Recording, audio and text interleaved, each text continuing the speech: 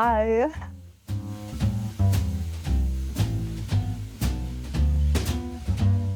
Hi, my name is Svenja. I'm a fashion and beauty photographer based in Berlin, and I'm really happy to be part of the Storylens talk. Back when I was in Vietnam for the first time in 2014, we came across an elderly man who was sitting across the street from us in front of a blue wall. Everything looked very graphical. He had such a silent, strong presence about him. He was just looking in one direction, and I just wanted to capture that moment. And later, when I had a look on the computer at that photo, I actually just realized that he was blind, or at least partially blind. And I didn't see that in that moment when I was taking the photo. So I don't know, it just stuck with me to this day, like his presence, like really in that moment and looking in one direction, even though I didn't know what he was looking at or if he could actually see. So I just like to document when I'm traveling moments like that, like street photography. I think what photography really healed in me, or started healing, is being able to communicate what I want. When having models in front of your camera, you have this idea what you want to get out of the image. So you need to direct them, and you need to be able to say what you want, how you see the situation. I wasn't able to do that before, but slowly after time I learned, and I became better at it. So that was, I think, my personal journey to actually communicating better. Probably photos that feel like stealing are these little interactions between people, maybe between couples, when they're looking at each other or when they're holding hands.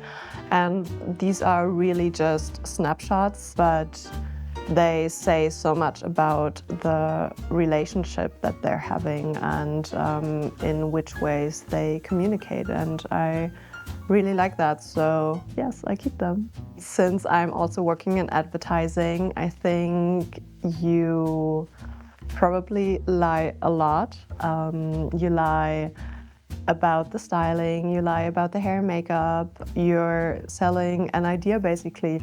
When it comes to personal projects, of course, you lie to a certain extent as well. Same with the styling, hair and makeup, and so on and so forth. But you want to tell your truth, so you create this idea on how you want to communicate with the viewer. You want to bring this idea across. So in order to be able to do that, you create a surrounding, you're creating a picture basically, and yes, even though you're lying, you're also telling the truth at the same moment. Probably the ones when I was traveling with friends.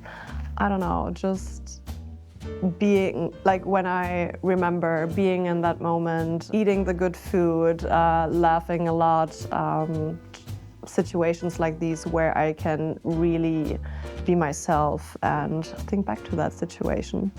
No, I've never done that, but I'm also lucky that I've never been put in that position. I think in times like these nowadays, cameras are needed more than ever, especially when it comes to documenting politics or war crimes. People need to be able to see what is the truth and what is fake. So this is really just a black and white thing here. So there are no multiple truths. There's just one truth, like what does the image say and is it generated or is it not generated? But I think also in terms of commercial or advertising or any other content, like hybrid solutions are good as well, as long as people can still connect with the people they are seeing in the frame. I think people long for authenticity, and they want to be able to connect with what they see in the picture. So yeah, I think it is important to still have cameras. I'm an introvert at heart in an extrovert surrounding.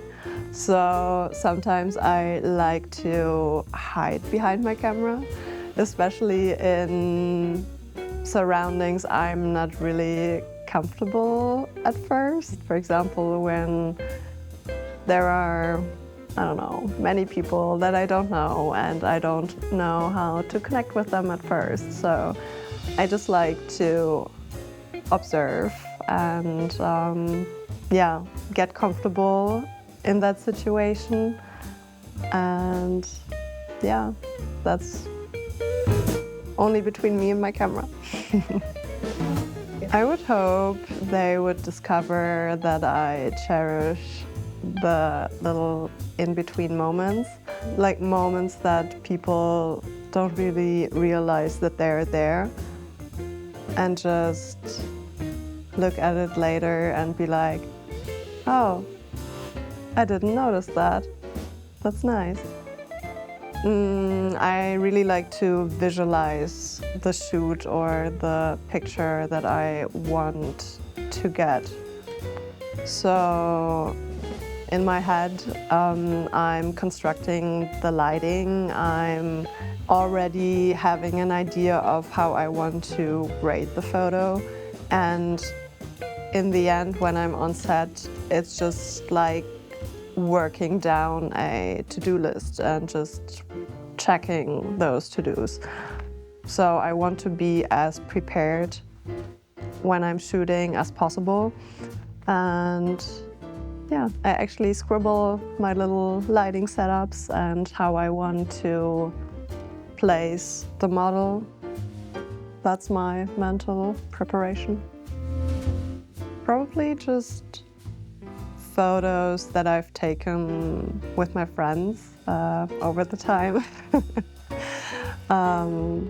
Yeah, I could always go back to them and think back to the times that we had and that are still to come. So yeah, I hope those photos.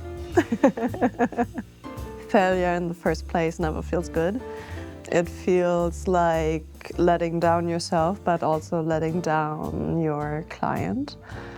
But I think in the end, it's never as big as you make it seem to yourself.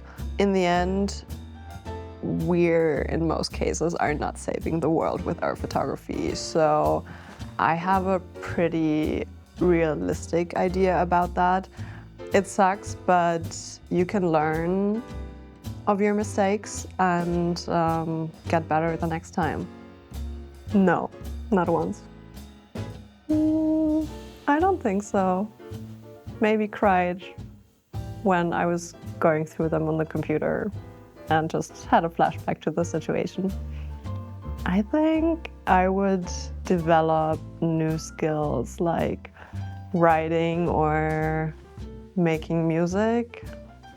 Just a different way to really express what I'm feeling. That's it. Yay! Thank you. Yeah.